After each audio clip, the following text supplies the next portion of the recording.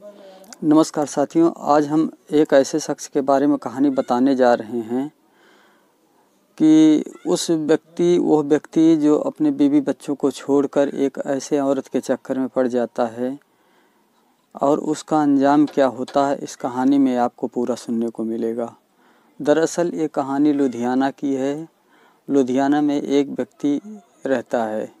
दरअसल वो व्यक्ति बिहार का दरभंगा ज़िला का रहने वाला है। एक अपने छोटे से परिवार के साथ वहाँ पे रहता है बिहार में। उसके 2 बच्चे हैं। माँ बाप पहले ही गुजर चुके हैं। एक छोटा सा परिवार है, बच्चे छोटे छोटे हैं। इस दौरान उसको पैसों की काफ़ी दिक्कत होने लगती है, तो वो सोचता है क्यों ना मैं अपने दोस्त के पास लुधियाना चले जाऊं, कुछ पैसे कमाऊं। उसके मन में यही आता है तो पत्नी से अपने बोलता है कि मैं लुधियाना चला जाता हूं और वहां पे जाके कुछ पैसे कमाता हूं, जिससे हमारा ढंग से गुजर बसर होने लगेगा। तो औरत कहती ठीक है, चले जाओ, कोई बात नहीं है। तो सीधे आता है लुधियाना अपने दोस्त के पास। तो उसका दोस्त उसको देखता है और कहता है कोई बात नहीं, तुम आ गए हो, लेकिन मैं फैमिली के साथ हूँ, तुम्हें एक कमरा दिला देता हूँ अपना, तुम वहाँ पे रहो, कोई दिक्कत होगा नहीं, मैं सारा इंतज़ाम वहाँ पे कर दूँगा।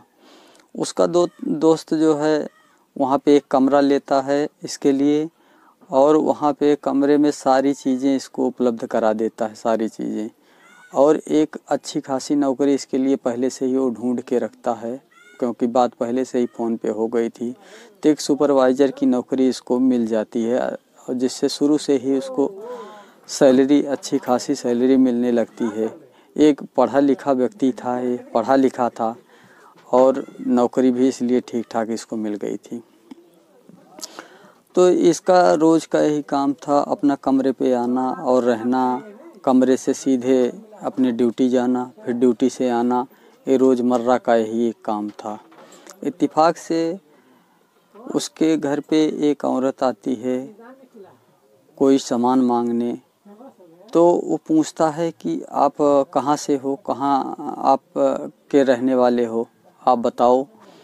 तो औरत कहती मैं आपके यहीं बगल में, थोड़ी दूर पे ही यहीं बगल में रहती हूँ और मैं आपको आते जाते बराबर देखती हूँ, आप अच्छे आदमी हो, इसलिए मैं जो है चली आई आपके पास मांगने। मुझे कुछ पैसे की ज़रूरत है तो मुझे कुछ पैसे दे दो। तो आदमी कहता ऐसी क्या ज़रूरत हो। कहती मेरे घर पे खाने के लिए आटा तक के पैसे नहीं हैं, क्योंकि मैं भी अभी गांव से आई हूँ और कमा रही हूँ, लेकिन अभी पेमेंट मिला नहीं। पेमेंट मिलेगा मैं तुरंत पैसे आपको लौटा दूँगी। तो ये बातें सुनकर थोड़ा उसको दया आ जाती है। वो कहता है ठीक है, कोई बात नहीं। तो पैसे उसको देता है और कहता है कि कोई भी दिक्कत हो, कोई परेशानी हो तो बताना, मैं हर संभव तुम्हारी जो हो सकेगा तुम्हारी मदद किया करूँगा। तो औरत बड़ी खुश होती, कम से कम कोई तो सहारा देने वाला आ गया, मिल गया मुझे। इस तरह दोनों का अपना बातचीत भी धीरे धीरे होने लगता है। कोई भी काम पड़ता तो ये रवि को, वो औरत प्रिया नाम था उसका और इसका नाम रवि था, तो रवि को वो बोलती थी प्रिया कि नहीं, मेरा ये काम करना है, ये काम करा दो, या कोई सामान लाना है ले आ दो, या कहीं चलना है। तो वो रवि को याद करती थी कि रवि मेरे साथ चलो, बाज़ार चलो, मेरा सामान खरीदवा दो। मैं जानती नहीं है कोई चीज़, तुम पढ़े लिखे हो, तुम समझदार हो, तो मेरा सामान खरीदवा दोगे सही दाम में। तो चला जाता था अपना। धीरे धीरे ऐसे आते जाते बातचीत होते होते उनकी अच्छी खासी दोस्ती हो गई। दोस्ती होते होते दोस्ती उनकी ऐसे काफ़ी दिनों तक चलता रहा। दोस्ती चलते रहते रहते एक दिन ये दोस्ती कब प्यार में बदल जाता पता ही नहीं चलता और दोनों आपस में फिर प्यार करने लगते हैं। वह प्यार इतना परवान चढ़ जाता कि अब एक दूसरे के बिना ये रह नहीं पाते। अब हर पल वो इसको बिना देखे रह नहीं सकती थी। कहीं भी कोई काम होता तो इसको बिना लिए जाती नहीं थी, क्योंकि इसके बिना वो बेचैन रहती थी। लेकिन ये बात जब इसके परिवार वालों को, उस औरत के परिवार वालों को पता लगा तो बड़ा वो गुस्सा लगा उसके परिवार वालों को, और इस बात का वो बहुत बुरा मानने लगे कि ये कैसे कर रही है। तो उस औरत को उसके परिवार वाले बहुत समझाए, लेकिन वो मानी नहीं।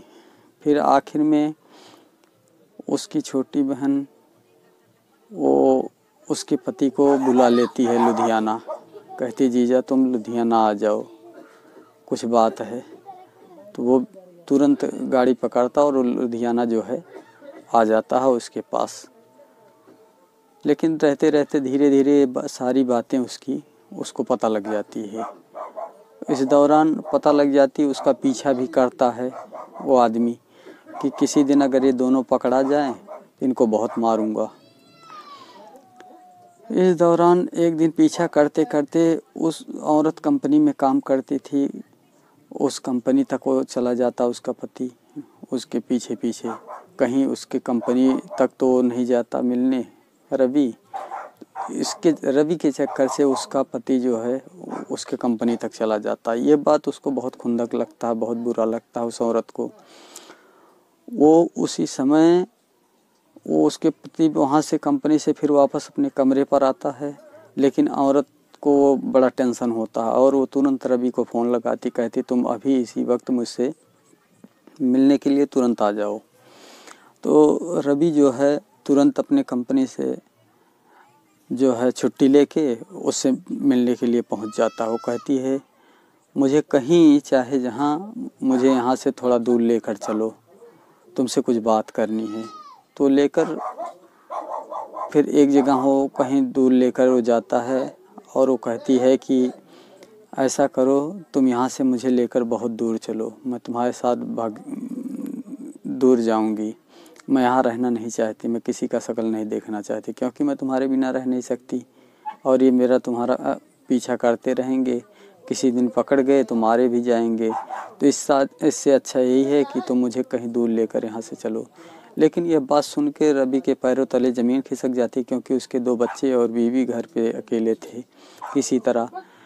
अब वो कैसे उन बच्चों को और बीवी को छोड़कर इसको लेकर वो भाग जाए, इसलिए सोचकर बहुत परेशान हुआ। उसको पहले ही वो बता रखा था कि नहीं मैं शादीशुदा हूँ, लेकिन औरत फिर भी नहीं मानती थी, उसी के प्यार में पागल रहती थी। आखिर में अंतोगत्वा वो उसको धमकी देने लगती, कहती नहीं अगर तुम मुझे लेकर नहीं गए तो मैं आत्महत्या कर लूँगी। वो आत्महत्या करने के लिए जाती है, लेकिन इसको पकड़ लेता है, गाड़ी के आगे जाती है तो वहाँ पर पकड़ लेता है। आखिर में वो थक हार के उसकी बहन को रवि फ़ोन करता है, उसकी बहन को फ़ोन करता है। इधर इसका आदमी, इसका भाई, इसकी बहन सब उसको ढूंढ रहे हैं। वो गई कहाँ, अभी ड्यूटी से आई नहीं, टाइम हो गया अभी तक वो आई नहीं। तो उसको ढूंढ इधर रहे थे, लेकिन इधर रवि का फ़ोन जब उसकी बहन के पास जाता है तो रवि कहता है कि तुम्हारी बहन यहाँ पे है, तुम आ जाओ और इसको ले जाओ, क्योंकि रवि कभी नहीं चाहता कि मैं उसको लेकर भागूं। रवि इस चीज़ को कभी नहीं चाहा, वो चाहता था कि हमारी दोस्ती है तो दोस्ती तक रहे, मैं इसको आगे नहीं बढ़ाना चाहता। लेकिन वो प्यार में वो बहुत ज़्यादा पागल हो चुकी थी उसकी। लेकिन धीरे धीरे यह सिलसिला चलता गया। फिर उसका पति, उसका भाई और उसकी बहन सब मिलके उसको पकड़ कर लेकर कमरे पर जाते हैं और उसको बहुत मारते हैं। मारने के बाद कम से कम 10 दिन तक वो रवि से उससे मिलना जुलना और फ़ोन करना सब बंद हो गया। लेकिन कुछ दिनों के बाद वो उसका आदमी काम छुड़वा देता वहाँ से और कहता है कि तुम दूसरी जगह काम करो।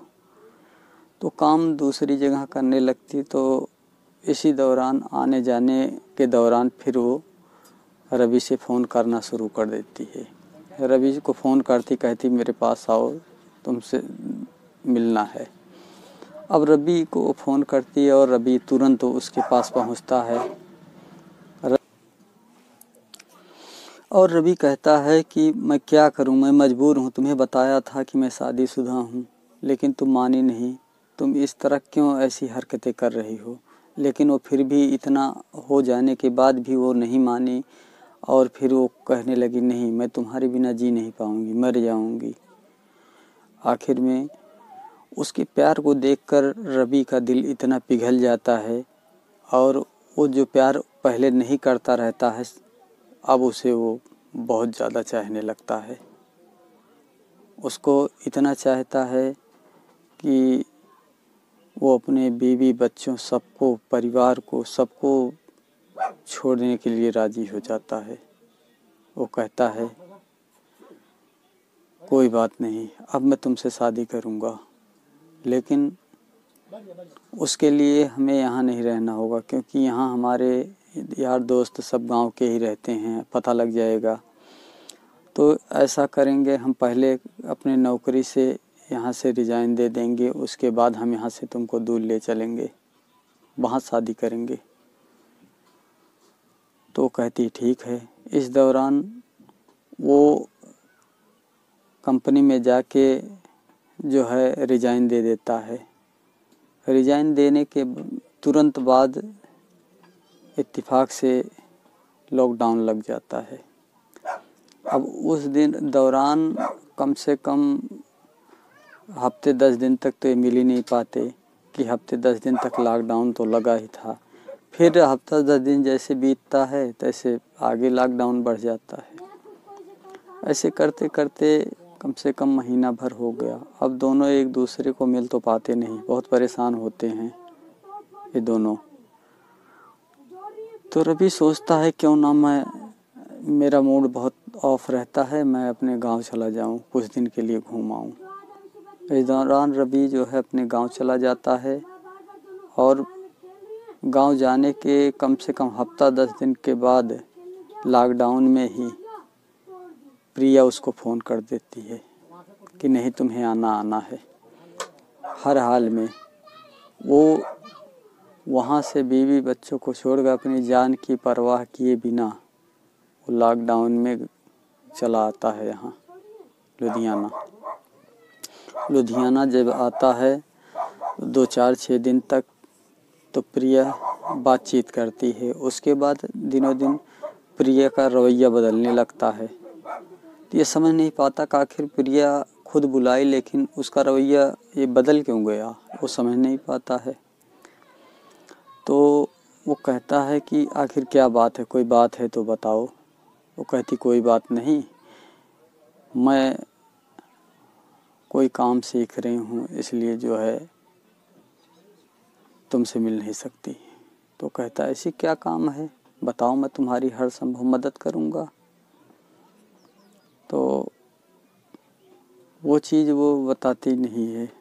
दरअसल वो किसी एक ऐसी कंपनी में काम कर रही थी कि जिस कंपनी में जैसे मास्क वगैरह या ऐसे डॉक्टर का कपड़ा वगैरह जो बनता है उसमें कोविड में पहनने के लिए, वो सब का काम उसमें होता था। तो वो चीज़ लॉकडाउन में भी वहाँ रोक नहीं होता था, ऐसी कंपनियाँ लॉकडाउन में चलती थी। तो ऐसी कंपनी में वो काम करती थी। उसमें एक सुपरवाइज़र था। तो सुपरवाइज़र से इसका जो है कांटेक्ट हो जाता है, यानी एक औरत को देखकर वो सुपरवाइज़र बहुत जो है आकर्षित होता है, क्योंकि वो थी ही वैसे सुंदर। तो आकर्षित हो जाता, दोनों में एक दूसरे में मिलना जुलना हर चीज़ फिर बदल जाता है।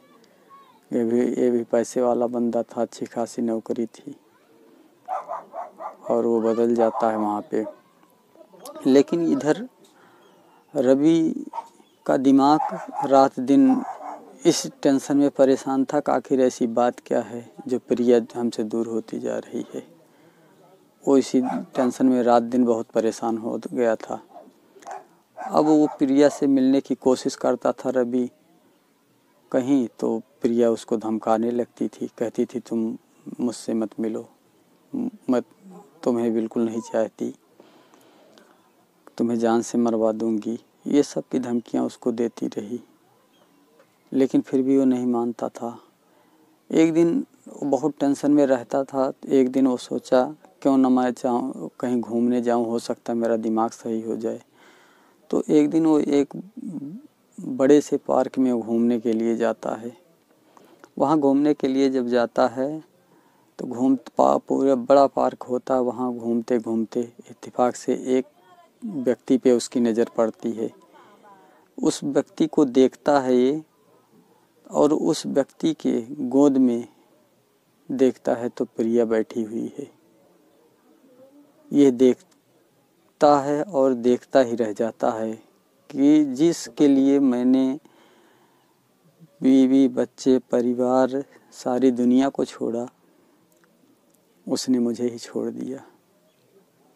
ये टेंशन में वो बहुत परेशान होता है और बस यही सोचता हुआ चला जा रहा है। दिमाग इतना उसका होता है कि दिमाग उसका क्रैक हो जाता है, दिमाग उसका चढ़ जाता है और तो पागल हो जाता है। पागल होने के दौरान ऐसा हो जाता है कि अब वो ये समझ नहीं पाता कि मैं कौन हूँ या वो कौन है, इससे कोई लेना देना नहीं है। बस वो पागलों की तरह बिहेव करने लगता है। फटे कपड़े, फटे सब कुछ, खाना उल्टा सीधा, मतलब उसको कुछ नहीं होश होता है। उसका व्यवहार बिल्कुल अलग होने लगता दिनों दिन और वो पागल हो जाता है। ना कमरे पर जाता, ना कहीं रोड पर लेट जाता, कोई दे देता तो खा लेता, यही सब होता रहता उसके साथ। फिर एक दिन उसका दोस्त ये चीज़ देखता है और वो तुरंत उसके घर पे फ़ोन करता है। उसके घर पे फ़ोन करता तो उसकी बीवी, जो छोटे छोटे बच्चे थे, वो बेचारी जो है जब ये बात सुनती है तो बहुत रोती है और अपने कहती है कि अपने परिवार वालों से कोई मेरा साथ दो और मुझे उनको लेकर यहाँ आना है। फिर वो औरत अपने परिवार वालों को लेकर जाती है लुधियाना जाके वहाँ पे उसको किसी तरह लेकर आती है और ले आके जो है अपने गहने बेचती है। गहने बेच के उसका इलाज कराना चालू करती है। सोचो, एक ऐसी औरत जो उसका सब कुछ बर्बाद कर दी, और एक ये औरत है जो अपने गहने तक बेच दी उसकी इलाज के लिए, और उसको एक मेंटल हॉस्पिटल में भर्ती करा के उसका इलाज कराना चालू कर दी। खैर, इलाज में तो काफ़ी पैसे लगे। इस दौरान थोड़ी सी खेती भी थी, वो बेचारी बेच देती है। कहती है कि मेरा पति अगर सही हो जाएगा तो हम फिर ठीक हो जाएंगे। खुद सोचिए, वो औरत गहने बेच दी, खेत बेच दी, किसके लिए? अपने आदमी के लिए। लेकिन आदमी ने क्या सोचा? आदमी तो वो आदमी जो अपने बीवी बच्चों को छोड़कर चला गया था। क्या कसूर था इस औरत का जो इतनी बड़ी सज़ा इसने दिया? लेकिन उसकी सज़ा का फल उस इंसान को मिला। आज वो औरत की आंखों में आंसू है। जो औरत कभी घर से बाहर नहीं निकलती थी, वो औरत आज लोगों के घर में काम करती है, अपने बच्चों को पाल रही, उसका इलाज करा रही है। क्या नहीं कर रही वो औरत? तो अपना अपना ही होता है, गैर सिर्फ मतलब के लिए होते हैं। तो इस बात का हमेशा ध्यान रखें, खासकर वो लोग जो परदेश में जाते हैं और वो अपने परिवार को भूल जाते हैं। ऐसी गलती कभी ना करें। अक्सर ऐसे परदेश में रहने वालों के साथ अक्सर ऐसा होता है। तो एपिसोड ए बनाने का मेरा मेन मकसद यही था। ये कहानी जब मैं सुना तो इस कहानी को मैं आपको बताने का प्रयास किया कि इस कहानी से आपको कुछ सीख मिलेगी। तो ऐसी कहानियाँ, सच्ची कहानियाँ जो है आपको इसी तरह मिलती रहेंगी। लेकिन इसमें सबसे बड़ी बात यह है कि आपको इसमें जागरूक होने वाली बात है कि बाहर रहने वाले इस चीज़ को हमेशा ध्यान रखें कि किसी भी औरत के बहकावे में ना आएं। अपने परिवार, अपने बच्चों का सिर्फ ध्यान दें। वही सच्चे साथी हैं, वही सच्चे सहारा हैं। बाकी तो सब मोह माया है। तो आज के लिए इतना ही। हमें दीजिए इजाज़त। जय हिंद।